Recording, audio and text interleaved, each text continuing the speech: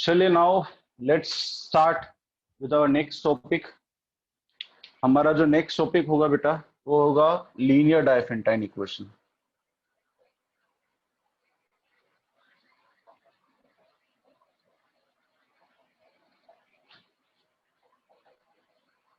और ये टॉपिक इतना इम्पोर्टेंट है, क्यों है वो भी मैं आपको बताऊंगा। इसके ऊपर बेस्ड 2019 में 2017 में PRMO में सवाल आया हुआ है, तो जबरदस्त टॉपिक है। बहुत ध्यान से, है ना, बहुत कंसंट्रेशन से हर एक बात को सुनना समझना। मैं बहुत डिटेल में पढ़ाऊंगा, आप लोगों को हर चीज समझने की कोशिश करनी है इसमें कि मैं क्या कहना चाह रहा हूँ। ठीक है, देखिए अगर कोई लीनियर इक्वेशन होती है ना, जैसी ax plus B Y equals to C, इस टाइप की लीनियर इक्वेशन को सॉल्व करने के लिए, डायफेंटाइन इक्वेशन है, इस टाइप की लीनियर इक्वेशन सिर्फ एक इक्वेशन है, दो वेरिएबल है। Single equation in two variables, single equation three variables, ax plus B y plus c z equals to d. तो तीन वेरिएबल है और सिंगल इक्वेशन है, दो वेरिएबल है, सिंगल इक्वेशन है, लीनियर है ना, मतलब हाईएस्ट डिग्री जो है वो 1 है। तो इस टाइप की इक्वेशन को कैसे सॉल्व किया जाता है वो मैं आप लोगों को सिखाता हूँ। ठीक है, देखिएगा अगर सपोज कोई इक्वेशन में लिखता हूँ, suppose 2x plus 10y equals to, मैंने लिखा सपोज 17। अब आप मुझे बताइए कि इसका कोई सोल्यूशन होगा कि नहीं होगा। इसके ऊपर आप सोचिए, पहले तो आप ये डिसाइड करिए कि भाई सोल्यूशन होगा कि नहीं होगा। बात की बात तो बाद में, सोल्यूशन क्या आएगा वो बात बात की है, लेकिन सोल्यूशन आएगा कि नहीं आएगा ये इंपॉर्टेंट है पहली बात। तो अगर आप इसको बहुत क्लोजली ऑब्जर्व करोगे तो आपको पता चलेगा कि जो लेफ्ट हैंड साइड है वो इवन है, 2 और 2 का फैक्टर है दोनों तरफ। जो राइट हैंड साइड है वो ऑड है। तो अगर LHS इवन है, RHS ऑड है, तो क्या कोई भी इंटीग्रल सॉल्यूशन आ पाएगा इसमें? कोई भी सॉल्यूशन बन पाएगा इसका? नहीं बन पाएगा, right. So will say no solution, right. अच्छा, हम लोग डायफेंटाइन इक्वेशन की बात कर रहे हैं, तो ये बात अंडरस्टूड है कि हम लोग इंटीग्रल सॉल्यूशंस की बात कर रहे हैं, क्योंकि Diophantine equation is all about finding solution in integers, right. Integer solution की बात करते हैं हम लोग, तो ये बात होगी। लेकिन अगर मैं इक्वेशन चेंज करके ये लिखूं 3x plus 6y equals to 18, ठीक है, और मैं आपसे पूछूं कि भाई अब इसमें कोई सॉल्यूशन बन रहा है कि नहीं बन रहा है, तो आप लोग मुझे बताएंगे कि हाँ सर अब बन जाएगा सॉल्यूशन। क्या क्या बन सकता है? जैसे अगर मैं 3 को तो मल्टीप्लाई कर दूं, 4 3 जा 12, 4 5 6 3 जा 18, 6 से मल्टीप्लाई कर दूं और 6 को मल्टीप्लाई कर दूं 1 से, तो देखो 6 3 जा 18। अच्छा, इसको मैं 24 लिख देता हूँ, सॉरी, है ना। तो 6 3 जा 18 और 6 1 जा 6, तो 18 प्लस 6 कितना आ गया बेटा? 24। तो इसका एक सॉल्यूशन बन रहा है, राइट। 6 और 1, 6,1 इसका एक सॉल्यूशन है। अब मैं आपसे पूछूं कि क्या 6,1 ही इसका सॉल्यूशन है, और कोई सॉल्यूशन नहीं आ सकता क्या? अब आप मुझे बताइए और कोई सॉल्यूशन आ सकता है क्या? जैसे अगर मैं 3 को 4 से मल्टीप्लाई कर दूं, 4 3 जा 12, और 6 को 2 से मल्टीप्लाई कर दूं, 6 2 जा 12, तब भी तो 24 ही आ रहा है। आ रहा है कि नहीं आ रहा है? अगर मैं 3 को 2 से मल्टीप्लाई कर दूं और 6 को मल्टीप्लाई कर दूं 3 से, तो भी तो 24 ही आ रहा है। 6 3 जा 18 और 3 2 जा 6, 24। ये तो हो गए पॉजिटिव इंटीजर्स के बाद। अगर मैं नेगेटिव इंटीजर्स में ले जाऊं तब भी सॉल्यूशन आ जाएगा, कोई प्रॉब्लम नहीं है।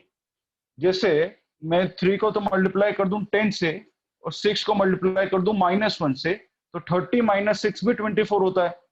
तो 10 को -1 भी इसका एक सॉल्यूशन आ गया। Are you getting my point? तो अगर अगर there is a linear Diophantine equation, right, जिसमें जो ax प्लस बी वाई वाला जो टर्म है, जिसमें a आपका 3 है, b यहाँ पे 6 है, ax plus B y equal to c में जो a और b है, अगर इस a और b का जो HCF लोगे आप, a और b का HCF यहाँ पे क्या आएगा? 3 और 6 का HCF क्या आएगा? 3, highest common factor, right. The highest common factor of 3 and 6 is what? 3। So 3,6 is 3। तो अगर हाईएस्ट कॉमन फैक्टर इस a और b का अगर इस c को डिवाइड कर दे, जैसे 3 और 6 का हाईएस्ट कॉमन फैक्टर है 3, वो इस 24 को डिवाइड कर देगा, then this equation is solvable in integers and there will be infinite solution. Infinite solution आएंगे। जैसे ये मैंने लिखे, इसके बाद मैंने नेगेटिव में लिखने शुरू करे, और ऐसे लिखते जाओ लिखते जाओ लिखते जाओ, इनफाइनाइट सॉल्यूशन आ जाएंगे इसके, कोई कमी नहीं है, बहुत सारे सॉल्यूशन बनेंगे, ऐसी एक्स और वाई की वैल्यूज बनेंगे जो इसको सेटिस्फाई करेंगे हमेशा, राइट। तो ultimately The conclusion is what? If the HCF of this A and B, the HCF of this 3 and 6 is what? 3. This 3 divides 24. This 3 divides 24, right? Then there will be infinitely many solution of this linear Diophantine equation. इससे ऊपर वाले case में क्या हो रहा था? जो HCF है ना 2 और 10 का, 2 और 10 का HCF क्या है बेटा? 2. ये जो 2 है वो 17 को डिवाइड नहीं करता है. 2 does not divide 17. So hence there will not be any solution. तो अगर सॉल्यूशन होना है तो वो कब होना है? जब A और B का जो HCF है वो इस C को डिवाइड कर दे, right? So in AX plus BY equals to C if the GCD of A comma B is D and D divides C. If the GCD of A and B is D and D divides C, then there will be infinitely many solutions. Are you getting my point? Then there will be infinitely many solutions, right? यहाँ पे सब A, B, C सब integral values हैं, है ना? और integral solutions की बात हो रही है, राइट? तो डायफेंटाइन इक्वेशन का नाम जब भी लूंगा मैं तो इंटीग्रल सॉल्यूशन की बात कर रहा हूँ, राइट? तो ये सारी बातें पहले तो आप इनको ऑब्जर्व करिए, इनको नोट कीजिए, ये स्टार मार्क करके इसको नोट कीजिए. और ये तो बात हुई कि सॉल्यूशन होगा. सॉल्यूशन होगा कब, उसकी कंडीशन मैंने आपकी बता दी कि सॉल्यूशन कब आएगा और सॉल्यूशन क्या आएगा वो कैसे निकालते हैं वो मैं अब आपको सिखाऊंगा, ठीक है? तो पहले तो यहां तक की स्टोरी को नोट कर लो, फिर आगे की स्टोरी बताओ.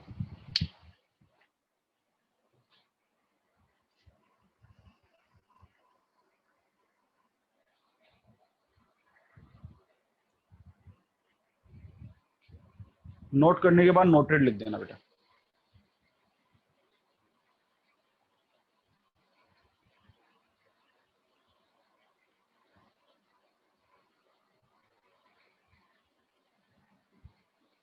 Okay, good.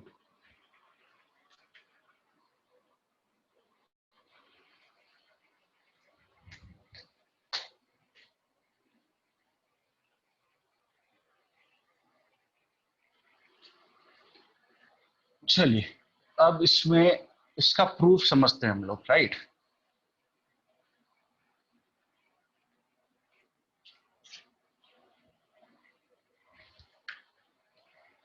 बहुत कंसंट्रेशन से समझना, क्योंकि जो ये टॉपिक है बहुत इंपॉर्टेंस रखता है बेटा हर एरिया में, चाहे प्री आरए में हो, चाहे आरए में हो, चाहे आपके केवीपीवाई हो, एनटीएससी हो, दूसरे ओलंपियाड्स हो, तो हर एग्जाम में इसका बहुत इंपॉर्टेंस है ना? अच्छे से इसको समझना आज आप लोग, ठीक है? अब देखिए सबसे पहले तो एक थ्योरम है, पहले तो आप लोगों को मैं थ्योरम डिक्टेट कराता हूं, आप लोग थ्योरम लिखें मेरे साथ के साथ, फिर इसका मैं प्रूफ भी दूंगा, राइट? तो मेरे साथ के साथ नोट करना शुरू कीजिएगा बेटा, स्पीड तेज रखना, ठीक है? The linear Diophantine equation ax plus by equals to c has a solution if and only if d divides c where d is the GCD of a comma b. D is the GCD of a comma b. If not and why not is any particular solution of this equation, is any particular solution of this equation,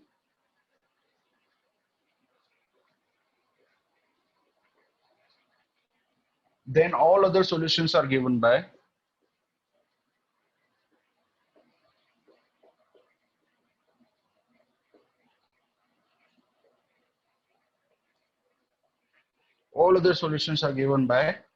x is equals to x naught plus b upon d into t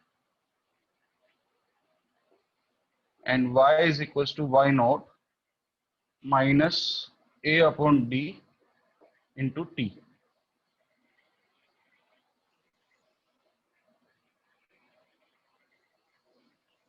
यहाँ पे जो ये D है भाई, ऐसा जरूरी तो ना कि हमेशा कोई ना कोई HCF आए ही सी है, ऐसा भी तो हो सकता है ना कि HCF 1 आ जाए, मतलब ए और बी को प्राइम हो तो HCF क्या आ जाएगा, 1 आ जाएगा। तो डी अगर 1 हो जाएगा तो यहाँ पे डी का वैल्यू 1 रख देंगे, तो X nought plus B T और Y note minus A T, वो सॉल्यूशन बन जाएगा। वो इसकी कोरोलरी में आगे डिटेल में लिखवा भी दूंगा उस वाली बात को। अभी आप फिलहाल जो जो मैं कह रहा हूँ उतना करिए, इसको नोट कीजिए, ठीक है। फिर इसके आगे की स्टोरी में मैं सारी बातें बताऊंगा। Where t is any arbitrary integer, where t is any arbitrary integer।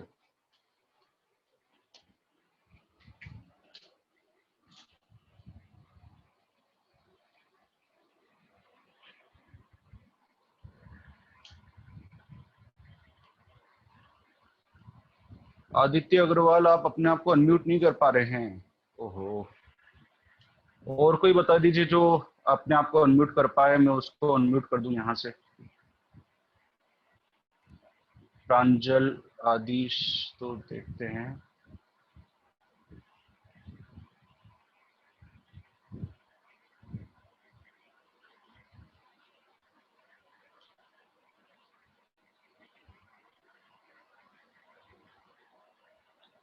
प्रांजल, मैंने तेरे को किया है बेटा, है ना, एक बार चेक कर ले। Yes sir.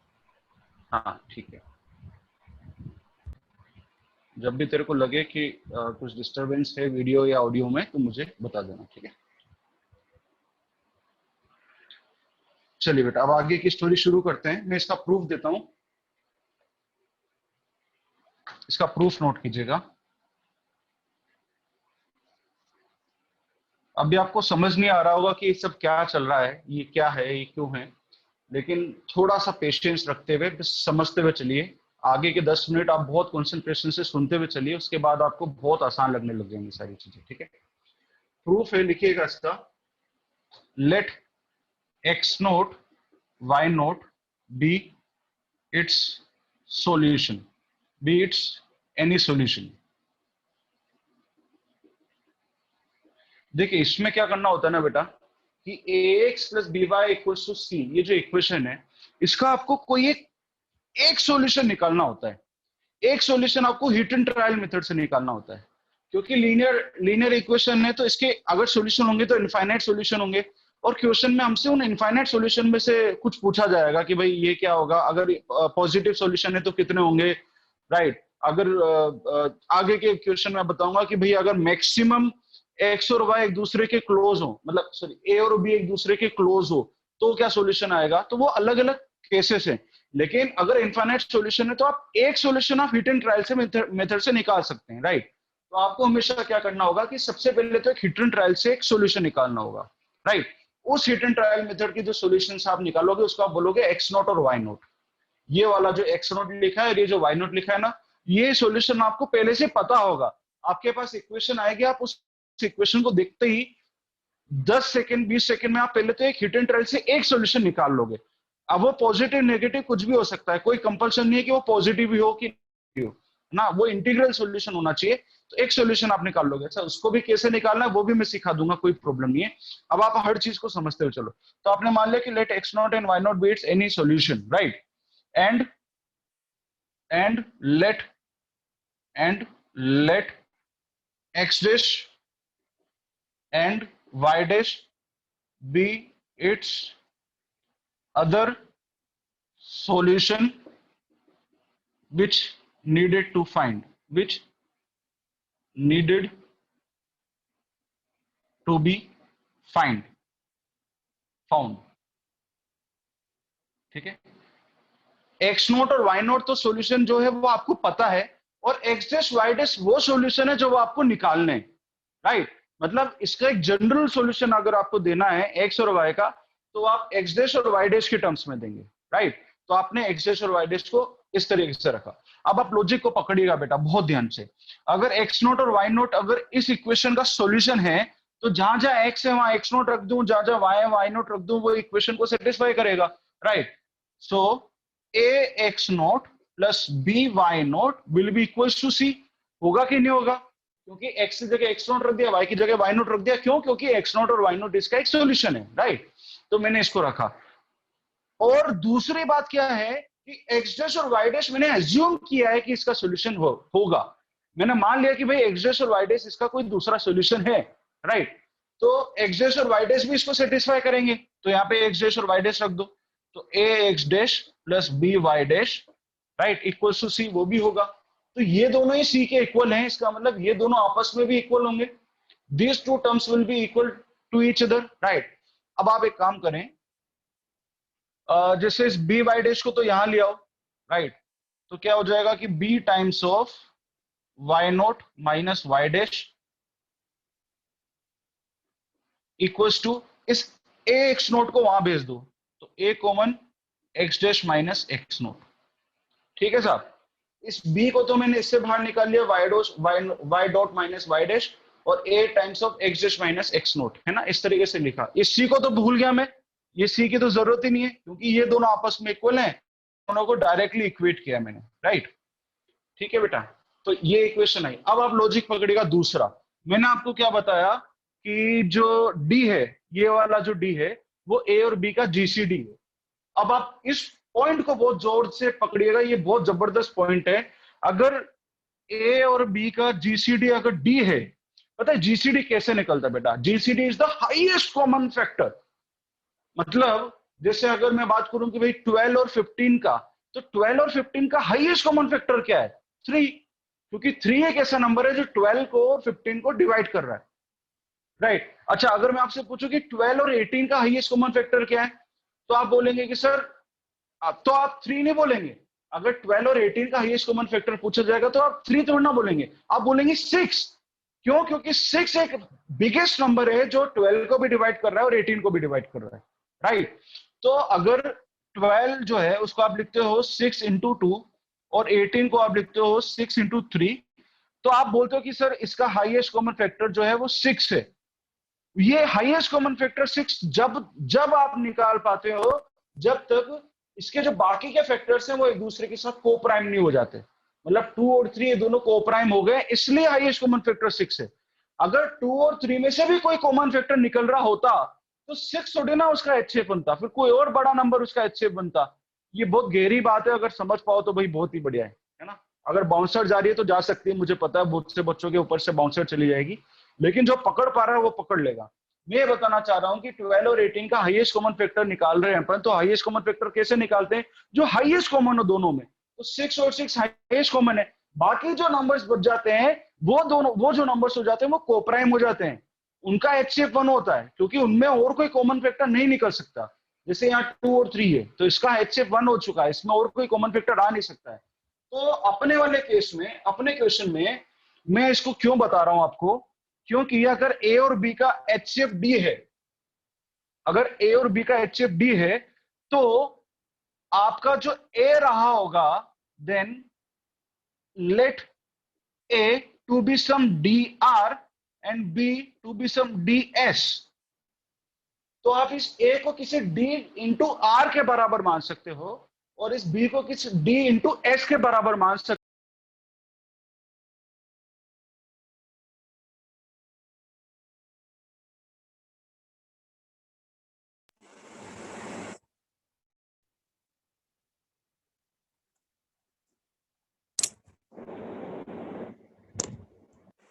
Voice is coming, video is visible.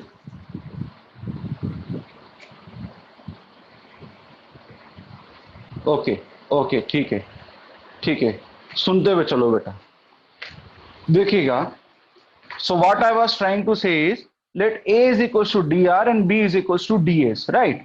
So then only the HCF of these two things will be D, but this is possible only when the HCF of R and S is 1. अगर इन दोनों का HCF D है तो वो तभी संभव है जब R और S का HCF 1 रहा होगा, राइट? तो इसके साथ साथ A को DR और B को DS माना है अपन ने, सच R, S is 1, the HCF of R and S is 1, ठीक है। तो अब आप पकड़िएगा, हर बात को समझना है इसमें। तो मैं A की जगह तो DR लिख रहा हूं, B की जगह DS लिख रहा हूं, तो मैंने लिखा है पे DS y note minus Y dash is equal to DR x dash minus x naught, ठीक है साहब। यहां से D से D कैंसिल कर रहा हूं मैं, ठीक है, तो ये जो इक्वेशन है ना वो आपके पास s into Y note minus Y dash is equal to are into x dash minus x nought, ये आपको क्या बता रही है that s this s divides r times of x dash minus x nought और this r divides s times of y note minus y dash. इस बात को पकड़ना बेटा, भाई ये d से d तो कट गया, तो अगर ये this into this is equal to this into this, तो ये क्या बताना चाह रहा है कि भाई या तो जो s है वो इसको डिवाइड करेगा या फिर ये जो r है वो इस पूरे प्रोडक्ट को डिवाइड करेगा। राइट, आप कोई सा भी एक टर्म ले लो, मतलब या तो ये वाला केस ले लो या वाला केस ले लो, कोई फर्क नहीं पड़ रहा। जैसे मैं ये वाला केस ले लेता हूं, अब अगर r जो है s into Y note minus Y dash को डिवाइड कर रहा है, बगर मैंने आपको बोला कि r और s को प्राइम है, r और s को प्राइम है, तो r s को तो डिवाइड कर नहीं सकता, तो r किसको डिवाइड करना पड़ेगा, therefore r should divide y note minus Y dash. तो r को y note minus Y dash को ही डिवाइड करना पड़ेगा, और कोई पॉसिबिलिटी नहीं है उसके पास। तो आप क्या कर सकते हो, अगर वाई नोट अगर r जो है वो y note minus Y dash को डिवाइड करता है, then let y note minus Y dash is equal to some r into t, क्योंकि r इसको डिवाइड कर पा रहा है, इसका मतलब है कि y note minus Y dash जो है वो किसी r टाइम्स ऑफ t के बराबर रहा होगा, where t is any arbitrary constant, where t is any arbitrary integer. Right, तो Y note minus Y dash की जगह मैंने आर टी, अब जो अपनी मेन इक्वेशन है, ये जो मेन इक्वेशन है, यहाँ पे y note minus Y dash की जगह रख दो आर टी। राइट, तो अपनी इक्वेशन क्या हो जाएगी, s into r t is equal to are into x dash minus x naught. इस आर से ये वाला आर कट जाएगा और x dash minus x naught की जगह आपके पास आ जाएगा क्या, x dash minus x naught is equal to s t. तो ये आपके पास दो चीजें आ चुकी हैं बेटा, एक तो x dash minus x naught आया एस टी, और एक y dash y note minus Y dash आया आर टी। ये जो दो चीजें आई, इससे आप एक्स डैश और वाई डैश निकाल लो एक्स नोट और वाई नोट की टर्म्स में। ठीक है, तो अगर मैं यहां से एक्स डैश निकालूंगा तो एक्स डैश मेरा क्या आएगा, x nought plus S t, और वाई डैश जो आएगा, देखो वाई डैश इधर जाएगा तो आर टी इधर आएगा। राइट, तो Y note minus R T, तो Y note minus R T. ठीक है, लेकिन अपने को एस और टी नहीं दिया हुआ है क्वेश्चन में, एस और टी जैसा कुछ भी सीन नहीं है। तो आपका जो एस है और आर है, सॉरी एस और आर, तो जो आर है वो है ए अपॉन डी, और जो एस है वो है बी अपॉन डी। तो जो एस है उसकी जगह लिख दो बी अपॉन डी, तो यहां से एक्स नॉट आ जाएगा, x naught plus b by d into t, और यहां से वाई नॉट आ जाएगा, वाई डैश आ जाएगा y naught minus a upon d into t. तो ये आपका फाइनल वही सॉल्यूशन आ जाएगा जो मैंने यहां लिख रखा है, ये वाला। ठीक है, अगर आपको यहां से नहीं दिख रहा हो तो आप यहां से कॉपी कर लीजिएगा। तो आपका एक्स डैश आ जाएगा x naught plus b upon d into t, और वाई डैश आ जाएगा y naught minus a upon d into t. अब बताइए समझ में आया कि बाउंसर है पूरा?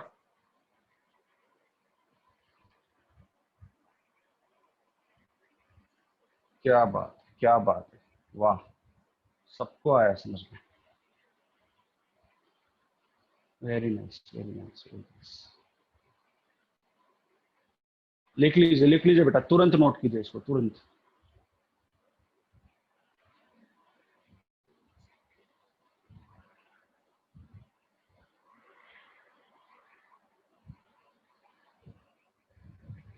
दुबे जी, आर्बिट्रेरी का मतलब होता है रैंडम, कोई सा भी एक रैंडम इंटीजर।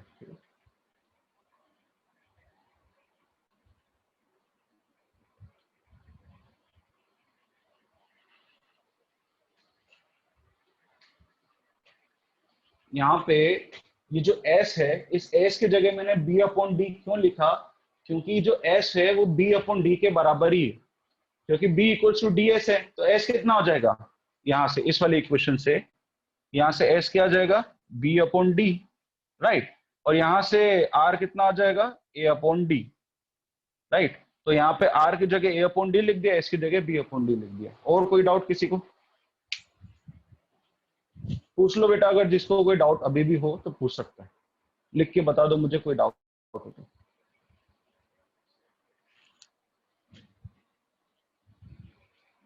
ओके ग्रेट, सबको क्रिस्टल क्लियर हो गया, वेरी नाइस। चलिए बेटा, अभी ये समझ में आ गया हो तो अपन आगे बढ़ते हैं जीवन में, ठीक है।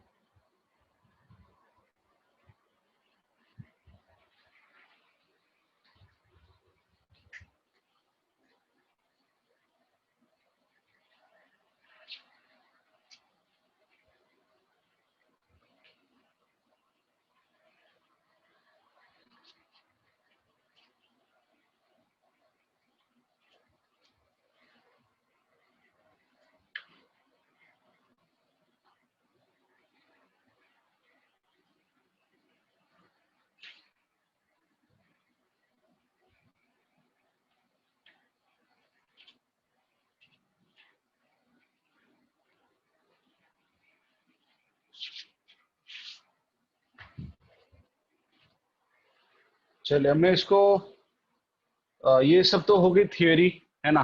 अब मैं इसके क्वेश्चंस और कॉन्सेप्ट्स, कॉन्सेप्चुअल क्वेश्चन जो बनते हैं इसके ऊपर वो सिखाता हूँ, ठीक है।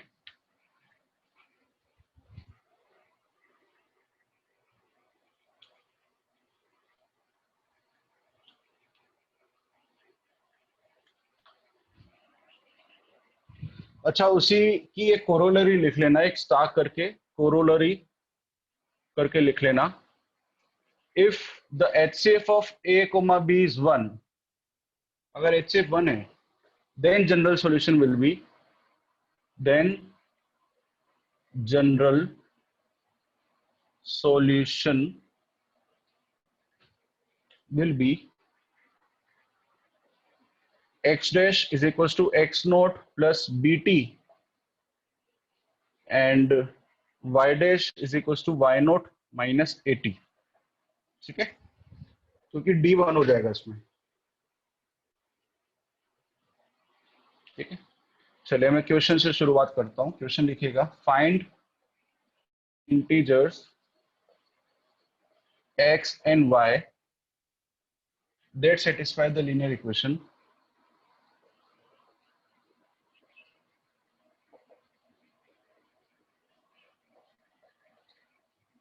23x plus 29y is equals to 1।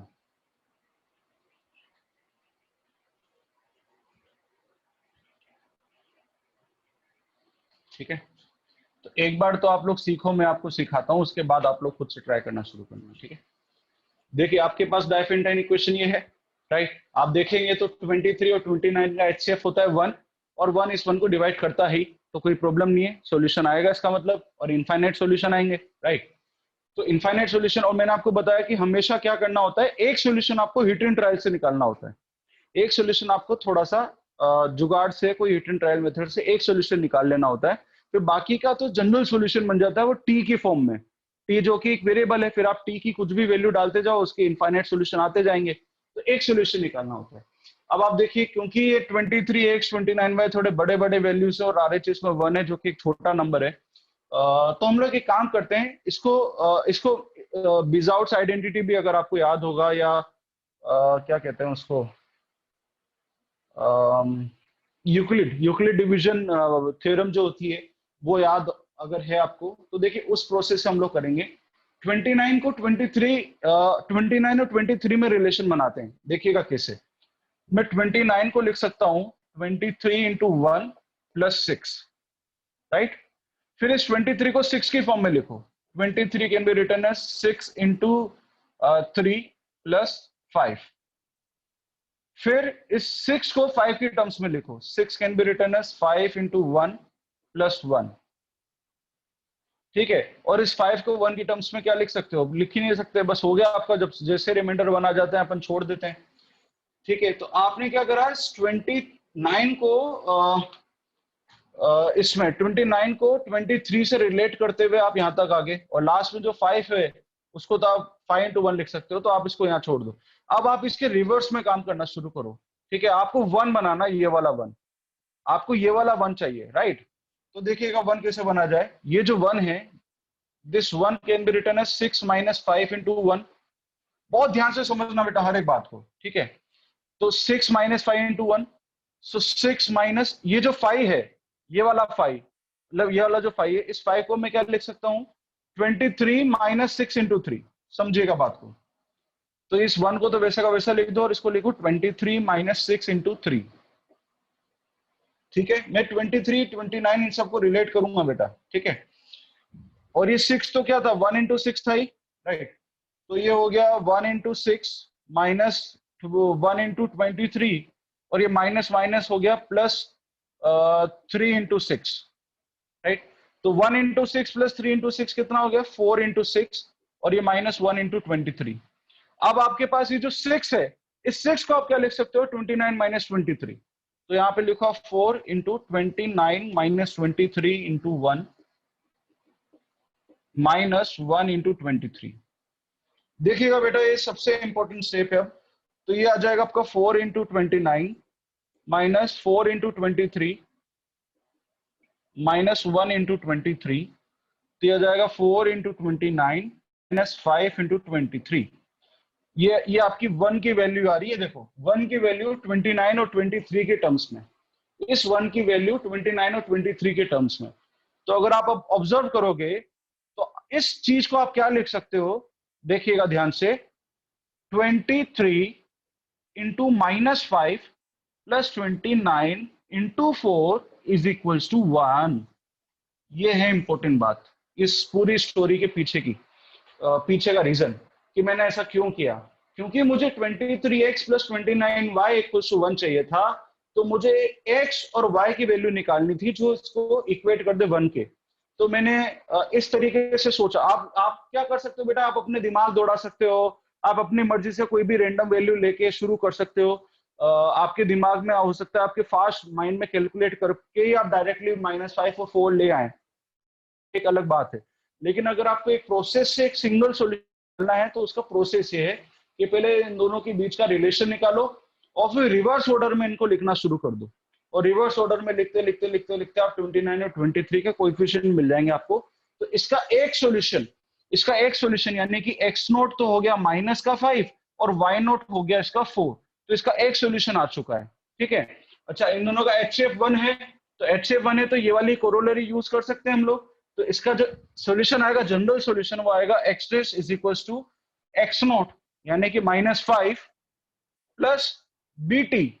ये जो B होता है बेटा, ये B कौन सा होता है, ये Y का कोएफिशिएंट। तो -5 प्लस 29T।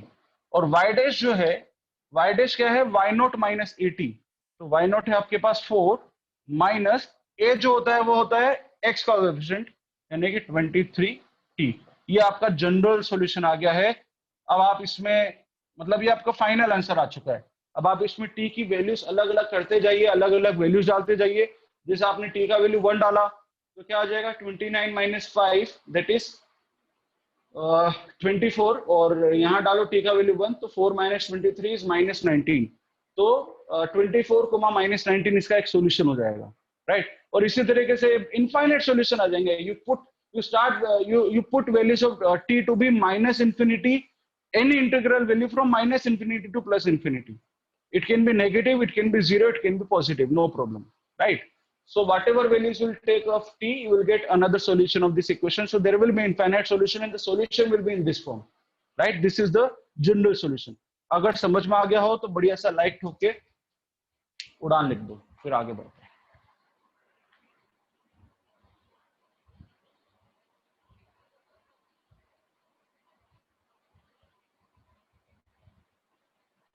ओके,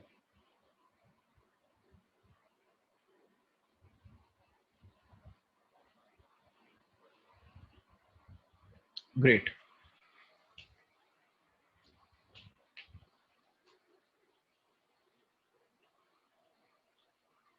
नोट कर लीजिए बेटा, नोट कर लीजिए तुरंत। 1 मिनट का समय दे रहा हूं नोट करने के लिए।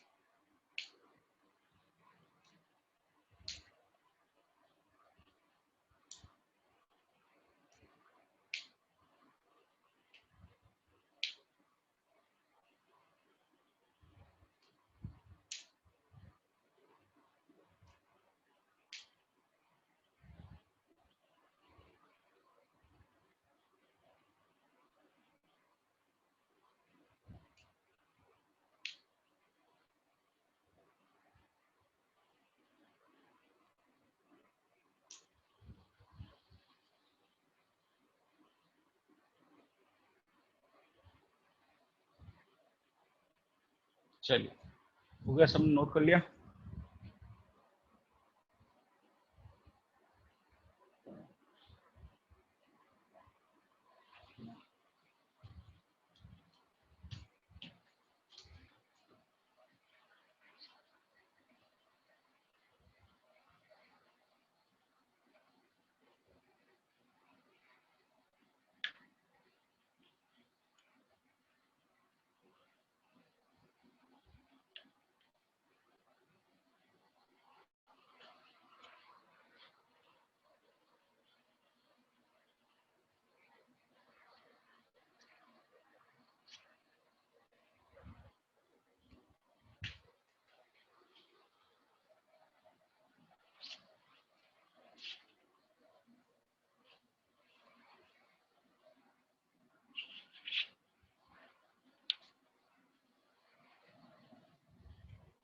चलिए बेटा, नेक्स्ट क्वेश्चन करते हैं।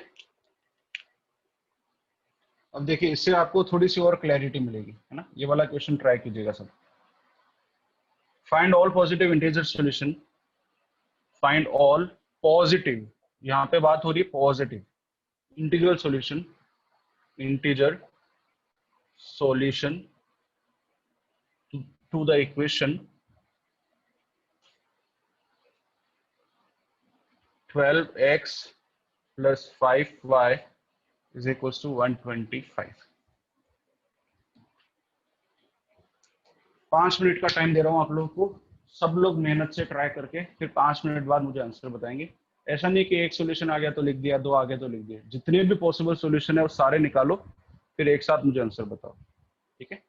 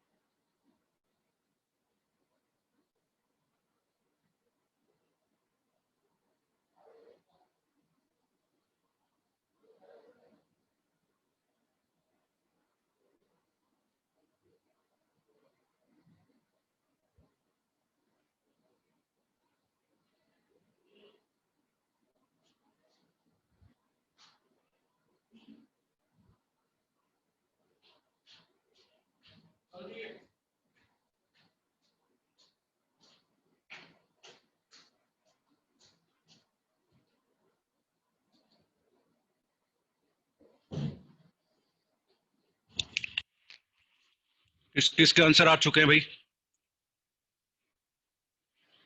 वर्षा का सही है, सारा का सही है, अंश का सही है। Very nice.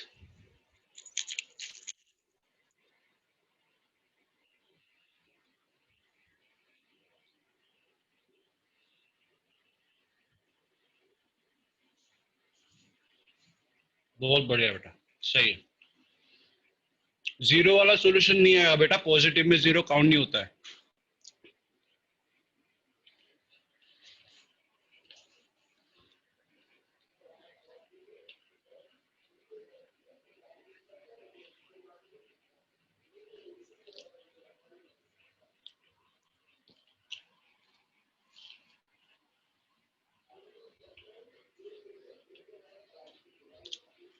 करेक्ट है, 10 1 5 13 एब्सोल्युटली करेक्ट, बहुत ही बढ़िया। 10 1 और 5 13 एकदम सही है।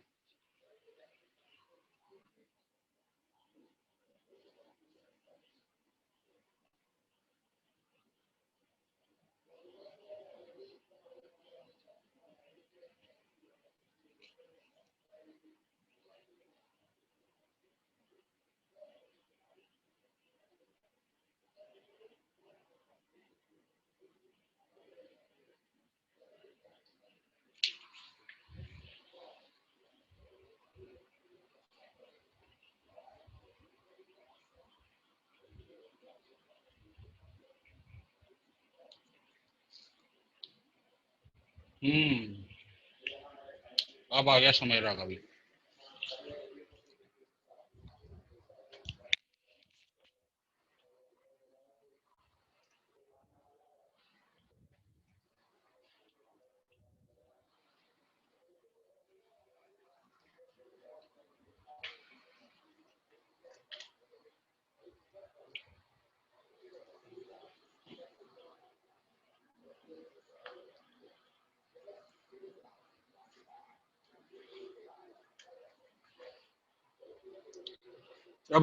अब क्वेश्चन चेंज कर रहे हैं अपन,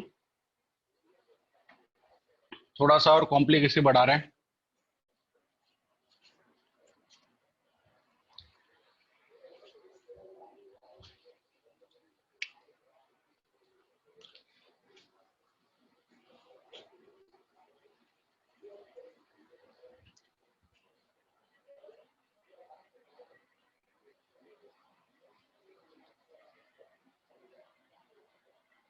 If a coke is worth 5 coins,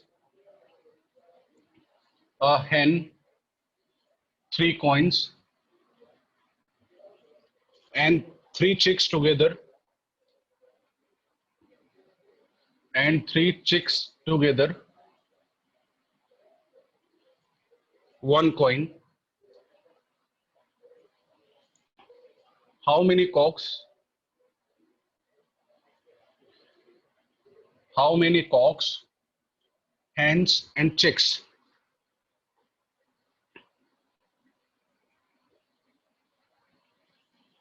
Totally 100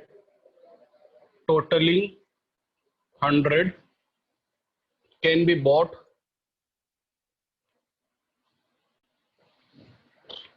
400 coins।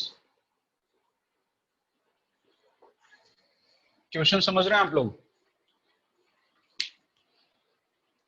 Kock है 5 कॉइन्स का, हैन है 3 कॉइन की, और 3 बच्चों का मिला करके, 3 चूजों का मिला करके 1 कॉइन होता है। ठीक है, मतलब 1 कॉइन में 3 चूजे आ जाते हैं। चिक्स मतलब वो छोटे छोटे बच्चे।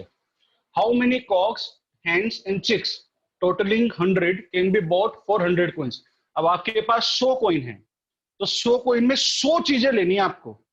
अब आपको 100 चीजों में कैसे करना है कि भाई आपने 10 तो कोक ले लिए और कुछ 15 हैंड्स ले लिए, बाकी कुछ बच्चे ले लिए, तो ऐसे बहुत सारे कॉम्बिनेशन बनेंगे। तो वो कितने कॉम्बिनेशन बनेंगे, क्या क्या पॉसिबिलिटी हो सकती है, वो आपको मुझे लिख के बतानी है। ठीक है, चलिए करिए।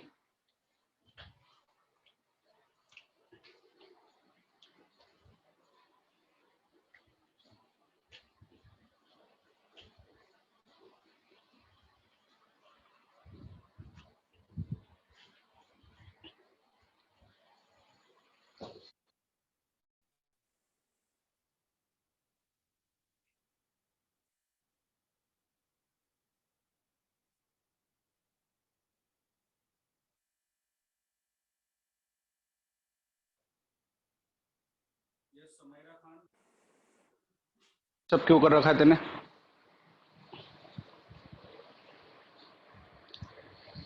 You want to ask me something?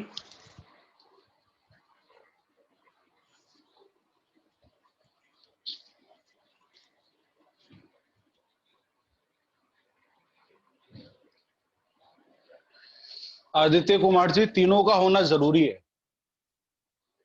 Aditya ji कह रहे हैं कि भाई आप तो 20 कोक ले लो सर, बाकी सब छोड़ो।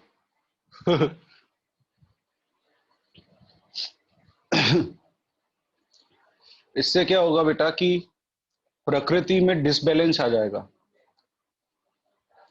जैसे अपने आप देखते हो, अपने सेंसस निकलता है ना कि मेल और फीमेल का रेशियो निकलता है कि भाई मेल अगर 850 है तो फीमेल 800, ऐसा रेशियो आता है। तो अपन क्या करते हैं कि अपन चाहते हैं कि सोसाइटी में हर वर्ग का आदमी हो, हर वर्ग का इंसान हो, मेल हो फीमेल हो बच्चे हो।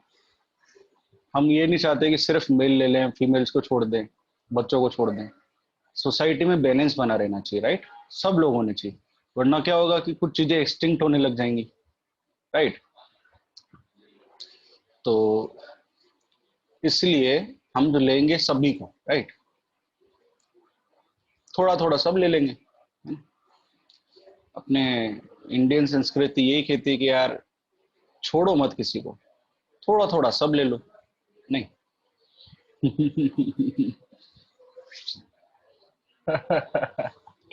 वेंकट कह रहा है कि अरे सर आप तो सोशल के टीचर बन गए।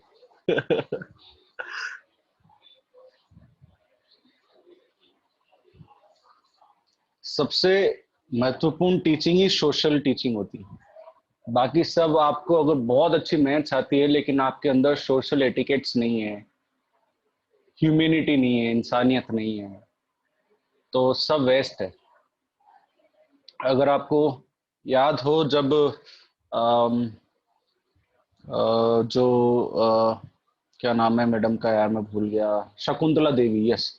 तो जब शकुंतला देवी के इंटरव्यू होते थे, आपने इंटरव्यू देखे भी होंगे उनके, she is the means she is considered to be the human computer. उनकी कैलकुलेशंस कितनी फास्ट हैं, आपने वीडियोस देखे होंगे। तो जब उनसे पूछा गया कि मैम ये सब कैसे होता है, क्या करते हो, ऐसी क्या बात है, तो बोली कि मुझे नंबर्स में भगवान दिखाई देते हैं मुझे, और मैं जो जो भी मैं करती हूँ कैलकुलेशंस, इतनी फास्ट कैलकुलेशंस करती हूँ, वो सब इसलिए कर पाती हूँ क्योंकि मैं ईश्वर को याद करती हूँ, भगवान को याद करती हूँ। तो आप वहीं से समझ जाओ कि कितनी ह्यूमैनिटी, कितना ज्यादा रिलीजियस और वो सब है उनके अंदर, राइट? उनका एक इंटरव्यू मैंने देखा कि उनसे पूछा गया कि आप पूरे वर्ल्ड में घूमी हैं लेकिन आप चाइना और रशिया क्यों नहीं गई? तो उन्होंने कितना जबरदस्त जवाब दिया, और वो आज तक मुझे याद है। उन्होंने बोला कि मैं चाइना और रशिया कैसे जा सकती हूँ, वो तो कम्युनिस्ट कंट्रीज हैं, और कम्युनिस्ट कंट्रीज का मतलब है कि वो भगवान को मानते ही नहीं है। और मेरी मैथ्स शुरू ही भगवान से होती है, खत्म ही भगवान पे होती है, तो फिर मैं कैसे कम्युनिस्ट कंट्रीज में जा सकती हूँ? वहां तो मैं मैथ्स कर ही नहीं पाऊंगी ना, मेरा भगवान ही नहीं है वहां पे। तो कितनी गजब की बात बोली उन्होंने।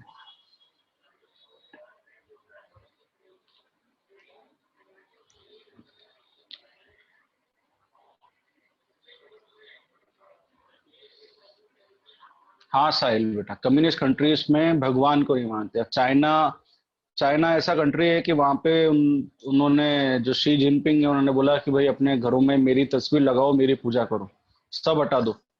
अगर आप क्रिश्चियन हो तो आप चर्च वर्च सब जाना बंद करो, मुस्लिम हो तो आप ये सब जो भी मॉस्क होती है वहां जाना बंद करो, हिंदू हो तो आप टेम्पल्स में जाना बंद करो। वहां पे तोड़ा जा रहा है, आपको वीडियोस देखते होंगे आप लोग, न्यूज में आता है आजकल। कोई क्रिश्चियन चर्च तोड़ रहे हैं, मॉस्क तोड़ रहे हैं, टेम्पल्स तोड़ रहे हैं। उनका सिर्फ एक भगवान है, शी जिनपिंग और माओ, जो उनके वो थे पहले के कम्युनिस्ट पार्टी के संस्थापक। Just like in north Korea also, वो लोग भी कम्युनिस्ट हैं।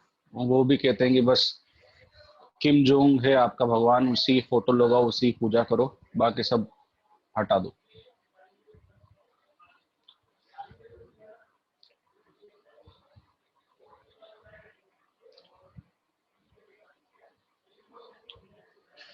चलिए बेटा, मेरा बैकग्राउंड म्यूजिक तो चलता रहता है, आप लोगों को तो पता ही है। आप लोग तो क्वेश्चन सॉल्व करते रहो भाई। शौर्य सरकार ने कर दिया है, वेरी नाइस।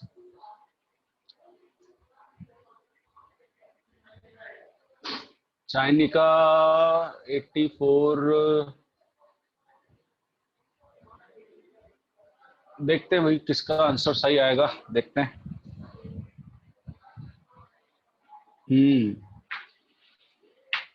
बहुत से बच्चों का सही आ गया है। तो अपन शुरू करते हैं। देखिएगा बेटा, समझिएगा बहुत ध्यान से, राइट। अब मान लेते हैं, let number of cocks be x, number of hands be y, and number of chicks be z। आपने मान लेते हैं कि z चिक्स खरीदी, y हैंड्स खरीदे और x कॉक्स खरीदे, राइट। तो आपकी इक्वेशन कैसे बनेगी? 5x plus 3y plus z upon 3 is equal to 100। क्योंकि आपके पास 100 रुपए हैं, 100 रुपए में आपको ये सारे काम करने हैं। तो 5x plus 3y plus z upon 3, क्योंकि 3 चिक्स मिलाकर के एक z बन रहा है, नंबर ऑफ चिक्स z है, और 3 चिक्स मिलाकर के एक कॉइन बन रहा है, इसलिए z by 3 is equal to 100। और आपसे बोला गया कि इन तीनों का जो सम है वो भी 100 होना चाहिए, यानी कि x plus y plus z भी 100 होना चाहिए। Are you getting my point? तो हमारे पास दो इक्वेशंस हैं, इनको सॉल्व करते हैं। देखिए, सेकेंड वाली इक्वेशन से आप z की वैल्यू निकालेंगे, वो आएगा 100 माइनस एक्स माइनस वाई। इस z की वैल्यू को, क्योंकि आप linear equation in two variables में कन्वर्ट करो इसको, तभी आप वो वाले कॉन्सेप्ट को लगा पाओगे जो मैंने आपको सिखाया है। यहाँ पे 3 वेरिएबल हैं, 2 इक्वेशन है, तो पहले तो आप एक वेरिएबल गायब करो, कोई भी एक वेरिएबल गायब कर दो, तो दो वेरिएबल में इक्वेशन कन्वर्ट हो जाएगी, फिर उसको सॉल्व करना मैंने आपको सिखाया है। तो आप z की वैल्यू यहाँ डालेंगे तो क्या आ जाएगा, देखिएगा, 5 3 जा 15x प्लस 3 3 जा 9y प्लस z की जगह डाल दो 100 minus x minus y upon 3 is 100, तो वहां हो जाएगा 300। ठीक है, तो 15 माइनस एक्स होता है 14x, 9 माइनस 1 होता है 8y is equal to 200। 100 minus 300 minus 100 is 200, और इसको 2 से डिवाइड कर दो तो 7x plus 4y equals to 100। तो आपके पास फाइनली एक लीनियर इक्वेशन आ चुकी है। और 7 और 4 का जो HCF होता है 1 होता है, और 100 जो है वो 1 से डिविजिबल होता है, राइट। अब इसके बाद आप इसको सॉल्व कर सकते हैं। इसके बाद सॉल्व करने के लिए आप पहले तो इसका कोई एक रैंडम सॉल्यूशन निकाल लें, आप अपनी मर्जी से कोई एक सॉल्यूशन निकाल लें इसका। जैसे देखो, आपको सॉल्यूशन निकालने के लिए भी एक ट्रिक बताता हूं। आप कोई 100 का एक फैक्टर सोच लो, 100 का कोई भी एक फैक्टर सोच लो जिसको आप इसके बराबर इक्वेट कर सको, राइट। जैसे मैं इसको देखते हैं, सोचते हैं भाई, 4 बनाने की कोशिश कर सकते हैं तो अपन इसको, जैसे 7 माइनस 4 लेकिन 3 होता है, 14 माइनस 4 10 होता है। हाँ, तो देखिएगा, आप x की जगह तो डाल दीजिए 2 और y की जगह डाल दीजिए -1। तो 14 माइनस 4 कितना होता है बेटा? 10 होता है। करेक्ट है कि नहीं है? 14 माइनस 4 10 होता है। और मुझे क्या चाहिए था? 100। तो 10 आ चुका है, तो इस पूरी इक्वेशन को 10 से मल्टीप्लाई कर दो, इस पूरी इक्वेशन को। तो क्या हो जाएगा? देखो 7 into 2 into 10 is 20 plus 4 into minus 10 is equal to 100। इस -1 को 10 से मल्टीप्लाई किया -10, इस 2 को 10 से मल्टीप्लाई किया 20 और इक्वल टू 100। आप करके भी देख लो, 140 माइनस 40 इज 100, राइट?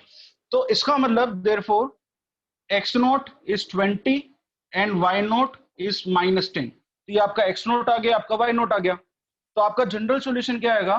तो x आ जाएगा x नोट 20 प्लस bt, तो 4t, और y आ जाएगा y नोट यानी कि -10 माइनस 70। ये आपका x नोट आ गया, ये आपका x आ गया और y आ गया। अब इसके बाद का स्टेप सीखेगा, ये सबसे इंपॉर्टेंट। अब क्या बोल रखा है कि जो x और y बोला नहीं है, लेकिन आपको ये पता चलेगा कि नंबर ऑफ कॉक्स हैं, तो नंबर ऑफ कॉक्स नेगेटिव तो नहीं हो सकते, नंबर ऑफ हेंस नेगेटिव तो नहीं हो सकते, क्योंकि किसी चीज की क्वांटिटी है। तो ये जो भी होंगे x और y दोनों पॉजिटिव होंगे। तो आप x और y पॉजिटिव होंगे तो आप क्या करेंगे? x को ग्रेटर देन 0 करें और y को भी ग्रेटर देन 0 करें। तो यहां से आएगा 20 प्लस 4t ग्रेटर देन 0, तो यहां से आएगा t ग्रेटर देन -5। ठीक है, क्योंकि -20/4 होता है -5। और इसको करें y ग्रेटर देन 0 को, तो -10 माइनस 7t ग्रेटर देन 0। इसको सॉल्व करेंगे तो -10 और t लेस देन -10/7 ये आ जाएगा। तो t -5 से बड़ा हो, t -10/7 से छोटा हो। अब देखिए -10/7 कितना होता है? -1 पॉइंट समथिंग समथिंग होता है। और t जो है वो इंटीग्रल वैल्यू है, मेरी बात समझिएगा बेटा। तो t is any integral value and -10/7 is -1 point something something. तो इसका इससे छोटा वैल्यू जो होगा उसके लिए t की पॉसिबिलिटीज क्या आ सकती है? देखिए ऐसा चल रहा है सीन कि t जो है लेस देन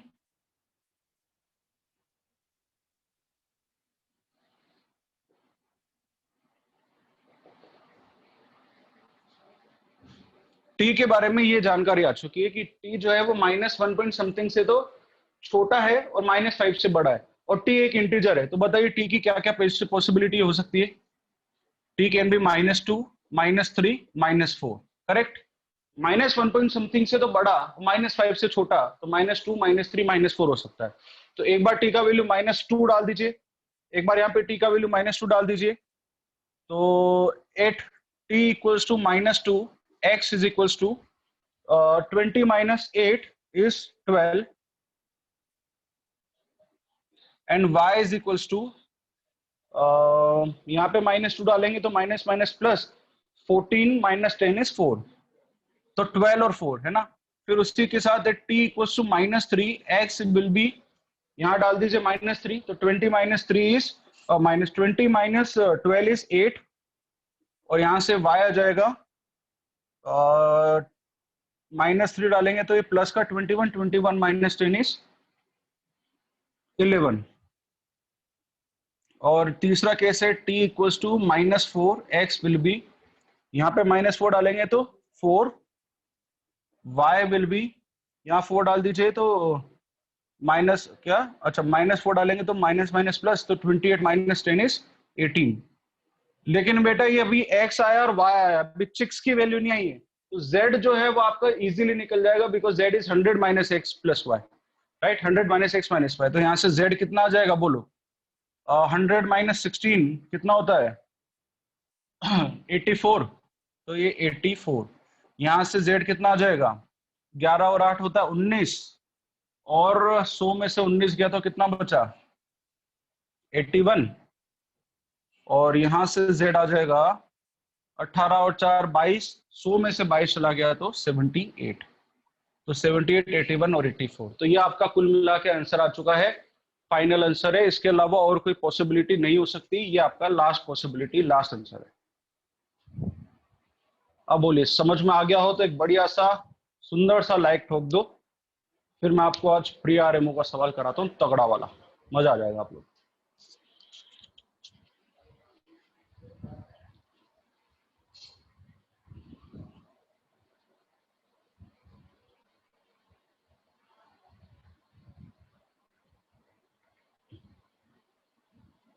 शानदार शानदार, so many likes, so many उड़ान, दिल खुश कर देते हो तुम लोग यार।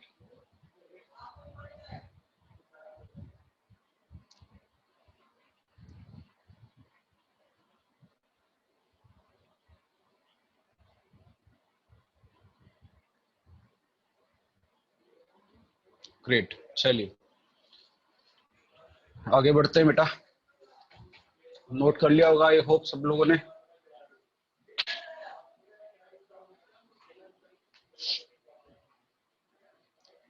लास्ट आधा पौना सवा मिनट और ले लो, मगर नोट करो पूरा, छोड़ना नहीं कुछ भी।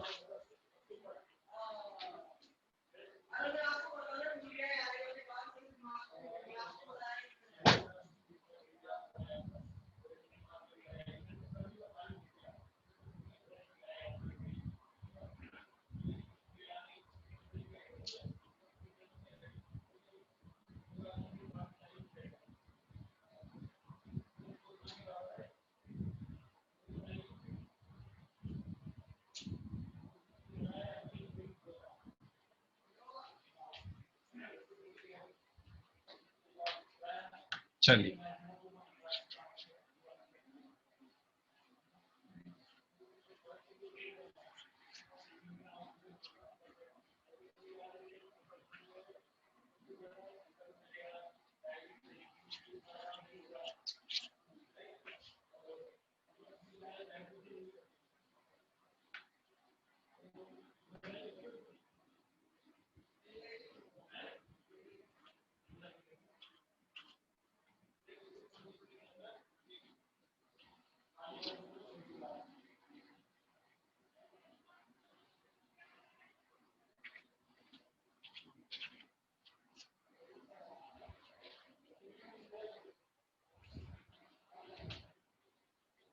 चलिए बेटा, अब आगे का सवाल, पहले तो 2017 का करवाता हूँ प्री आरएमओ का, फिर 2019 का कराता हूँ, ठीक है।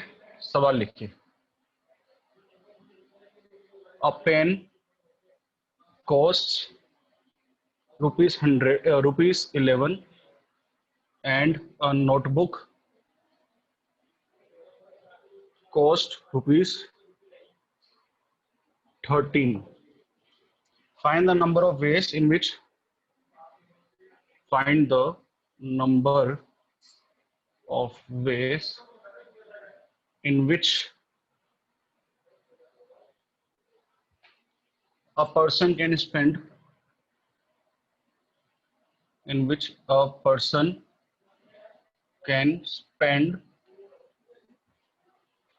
exactly rupees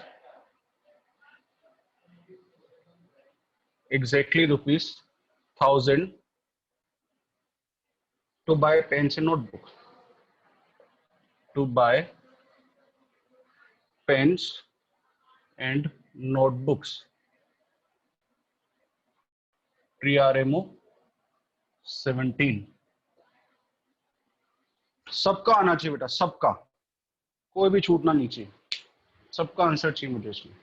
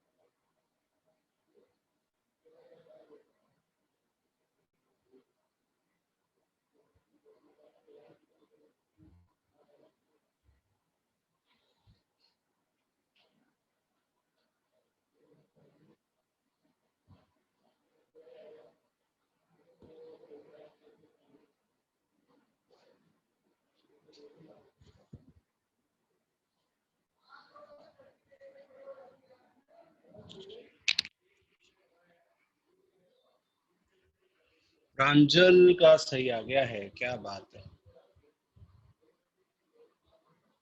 प्रांजल बेटा बहुत ही बढ़िया, वेरी नाइस। कशिश सही है, आदित्य सही है, महापात्रा सही है।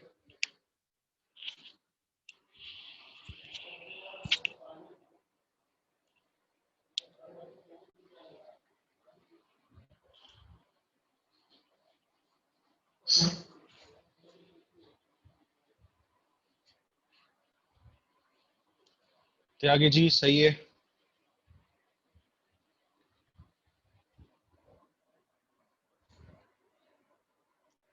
पोल गलत है बेटा। It's a very easy problem and you just have to frame an equation and which is simple, that 11x plus 13y is 1000.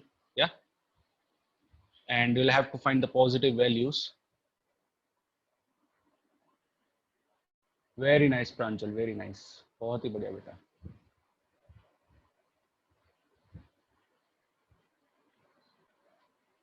Aritro, it's correct.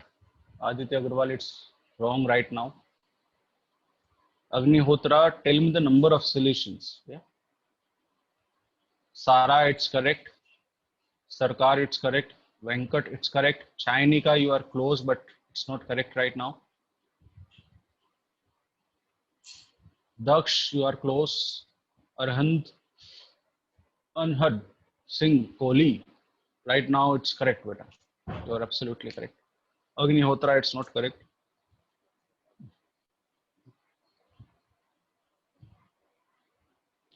Shall I start? क्या मुझे बताने की जरूरत है वैसे वाला क्वेश्चन, या खुद से कर लोगे तो? ये बिना बात, दैट्स द स्पिरिट।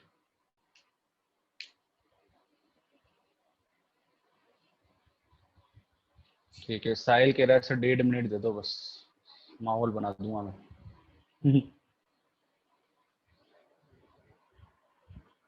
ईशान पोल पूरे जोश में आ चुका है, खुद ही करेंगे, खुद ही निकालेंगे सर। ईशान पोल कह रहा है कि सर मेरी ज़रूरतें कम हैं, इसलिए मेरे ज़मीर में दम है, आजा माजी सटक ली।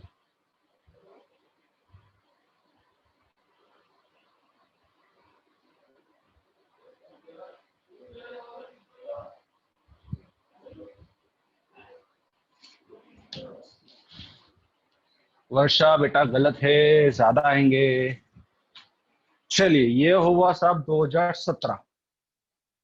तो 2017 के बाद आया 2020। तो 2020 में क्या, नहीं 2020 में नहीं, 2019। तो 2019 में क्या बदलाव आ गया था सवाल में, वो मैं बताता हूँ आप लोगों को।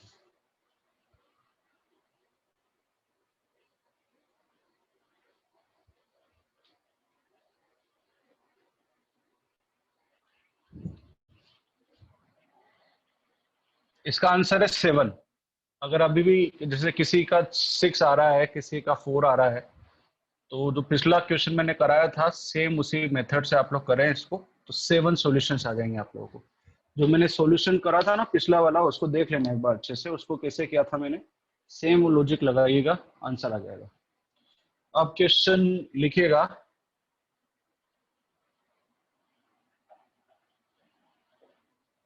क्वेश्चन है, a pen cost ₹30 and a notebook cost ₹17। ठीक है, पेन है ₹13 का और नोटबुक है ₹17 की। अ school spend exactly rupees spends exactly rupees 10,000 in the year 2017, in the year 2017 18 to buy X pens and Y notebooks, to buy X pens and Y notebooks,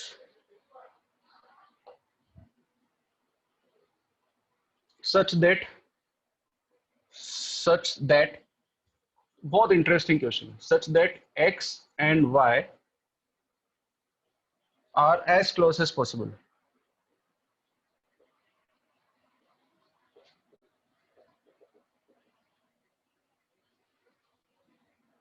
इसमें लिखिएगा bracket में, that is mod of x minus y is minimum, bracket close. Next year in 2018-19,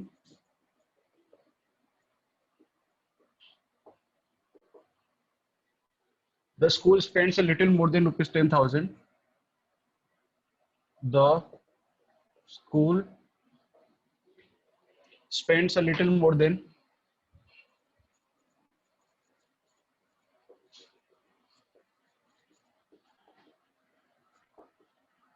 rupees 10,000 and buys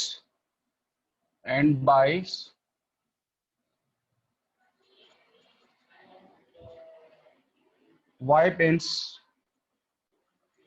and X notebooks. छोटा सा question है ना? How much more did the school pay? How much more did the school pay?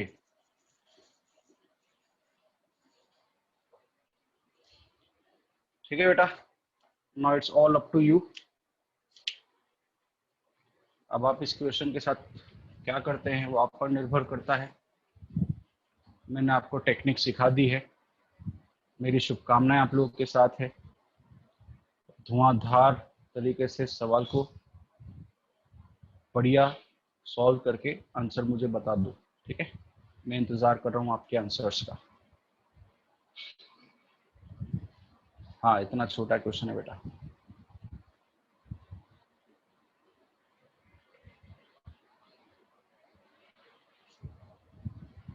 Pre RMO 2019।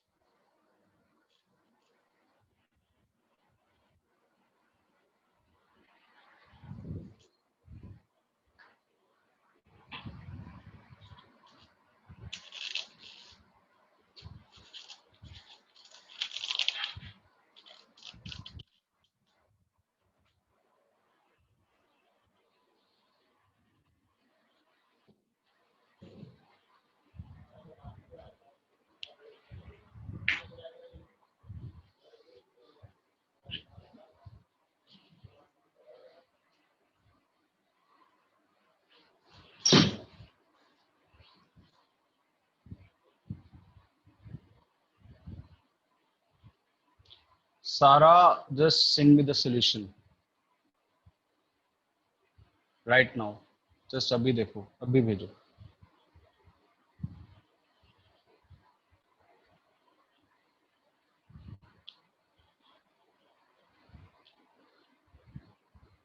Om Prakash ji, गड़बड़ है.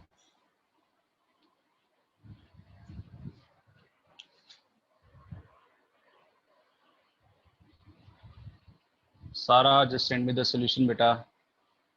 Mahapatra, just send me the solution.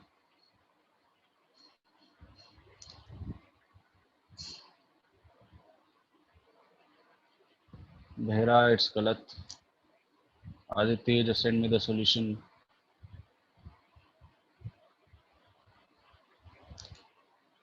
जिसको लगता है उसका आंसर आ गया है वो मुझे सॉल्यूशन भेजते हैं.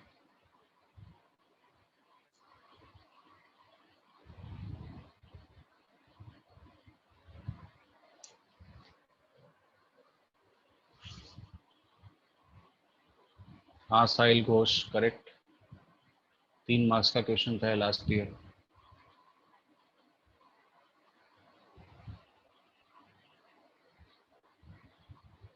सारा solution.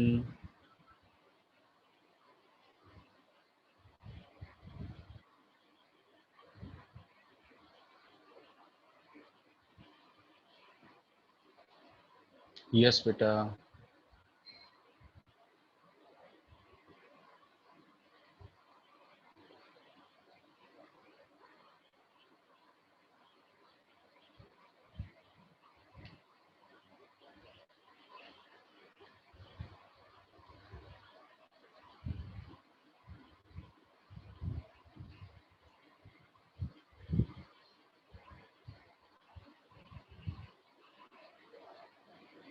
Aditya Agarwal, it's correct.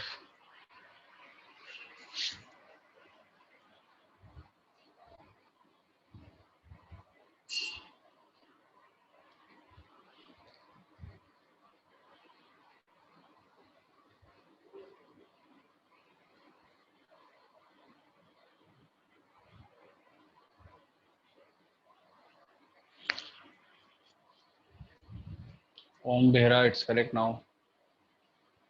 No Aditya Agarwal.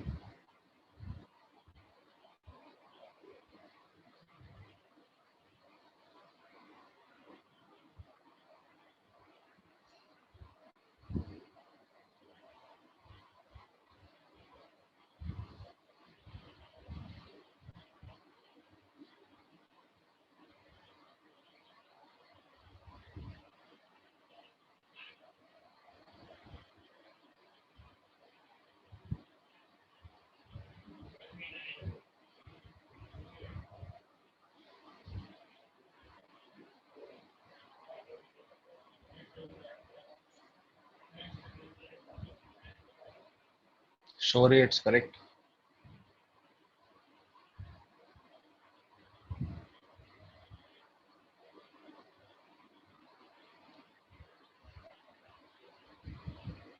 Ishan Pol, it's correct.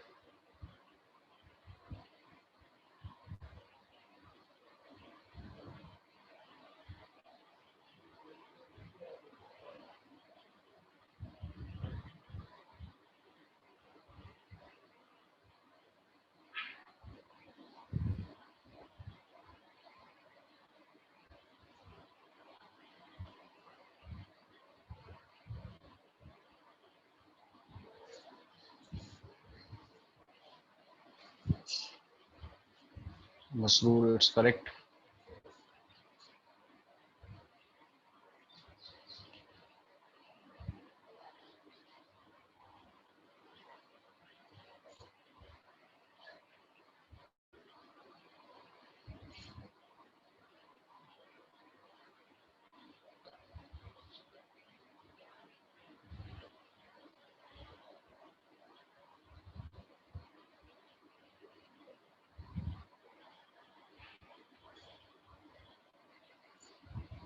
गलत है अंश.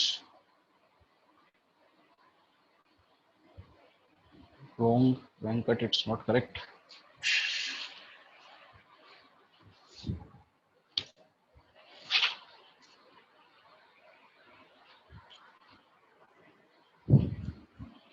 चलिए अब देखिएगा,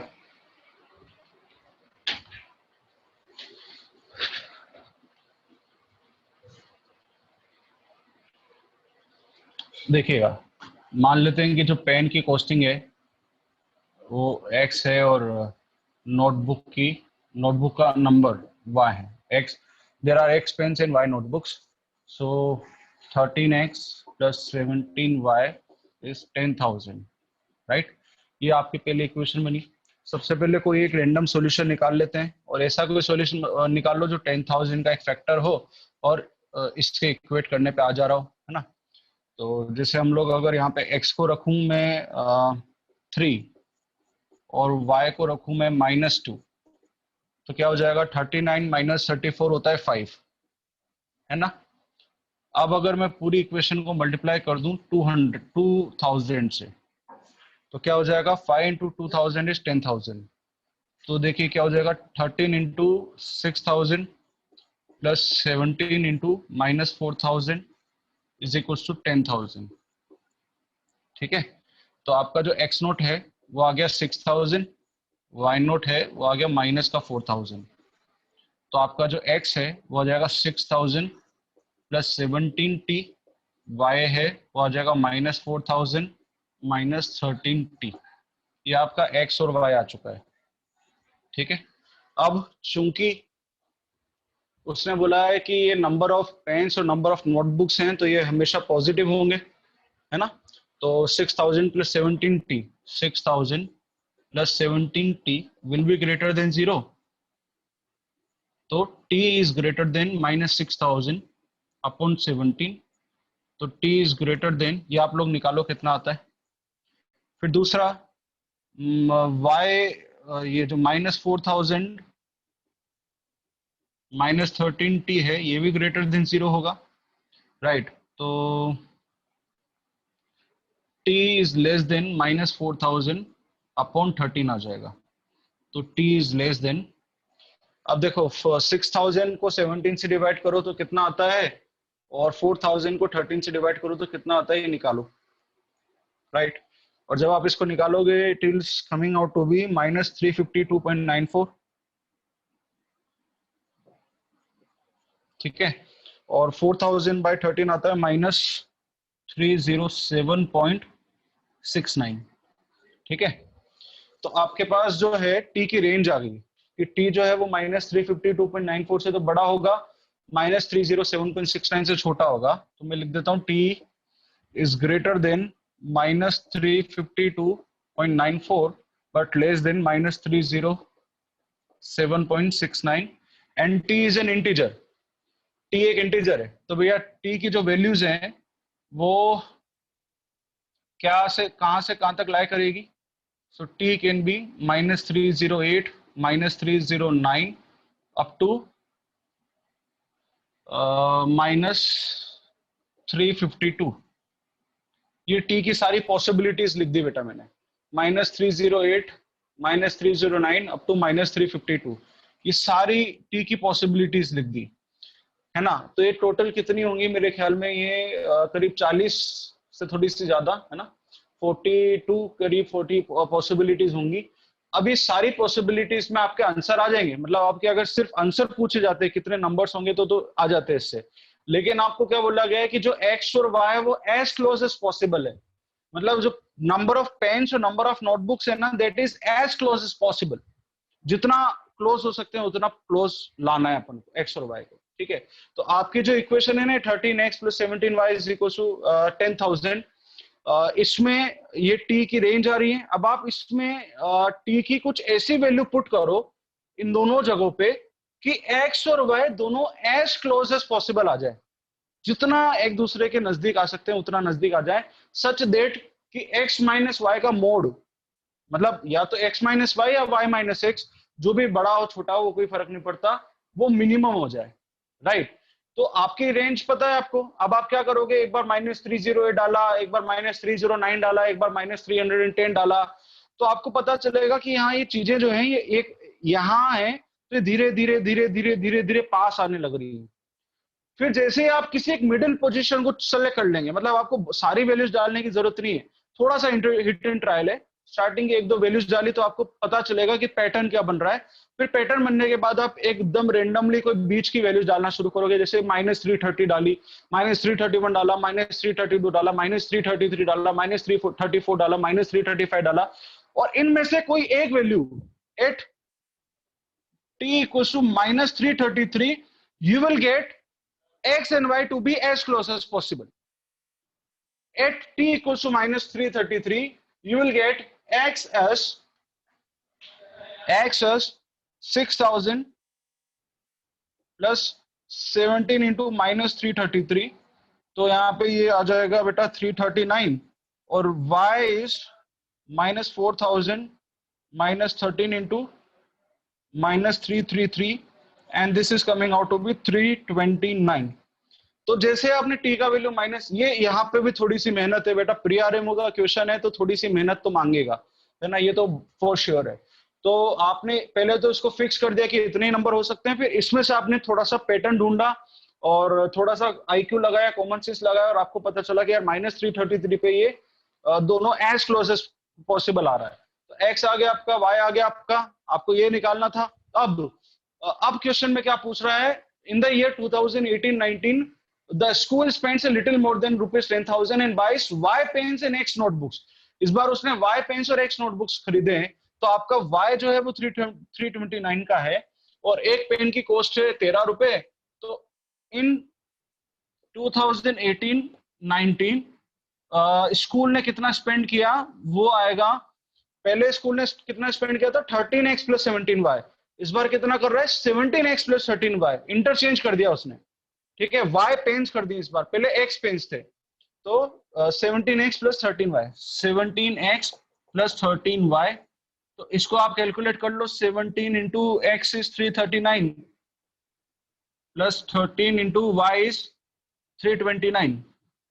तो जब आप इसको कैलकुलेट कर लोगे तो इसकी जो वैल्यू आ रही होगी वो आ रही होगी 10,040 रुपीज। तो 2018-19 में स्कूल ने 10,040 रुपए स्पेंड किए, और सवाल ये है कि कितने ज्यादा स्पेंड किए पिछले साल से। तो पिछले साल उसने 10,000 स्पेंड किए थे, इस बार उसने 10,040 स्पेंड करे, तो टोटल ज्यादा कितने स्पेंड किए उसने, 40 रुपए स्पेंड किए, and hence your answer is ₹40। बोलो मजा आया कि नहीं आया, दिल खुश हुआ कि नहीं हुआ, बोल दो। अरे सर आज आनंद आ गया सर, जीवन में मजा ही आ गया सर, स्वाद आ गया सर जीवन में। अबे वो ये कोई अरिजीत सिंह का कॉन्सर्ट चल रहा है क्या कि वन मोर वन मोर। कुछ बच्चे कह रहे हैं सर वन मोर।